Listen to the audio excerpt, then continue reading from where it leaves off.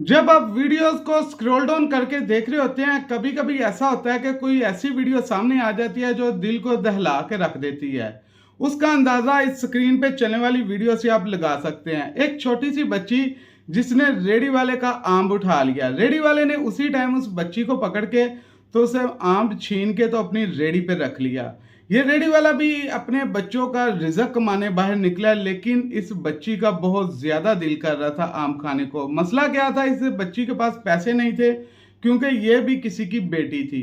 लेकिन रेडी वाले को शर्म नहीं आई, उसने उसी टाइम इस बच्ची को पकड़ के आम छीन लिया और आम अपनी रेडी पे रख लिया। लेकिन उधर ही एक ऐसा इंसान खड़ा था जिसने सारा मंजर अपनी आंखों से देखा है और एक मायूस बच्ची को खड़े हुए देखा है कि वो बच्ची का बहुत ज्यादा दिल था आम खाने को, लेकिन इस रेडी वाले ने आम छीन के तो रेडी पे रख लिया है।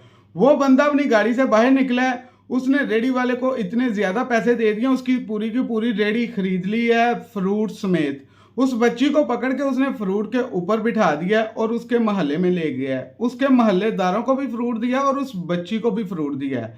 आप जब भी किसी के साथ अच्छा करते हैं तो कभी भी उस इंसान से तवक्को ना रखें कि वो हमारे साथ कब अच्छा करेगा। अल्लाह की ज़ात पाक पे तवक्को रखें, क्योंकि अल्लाह की ज़ात पाक के खजाने भरे हुए हैं।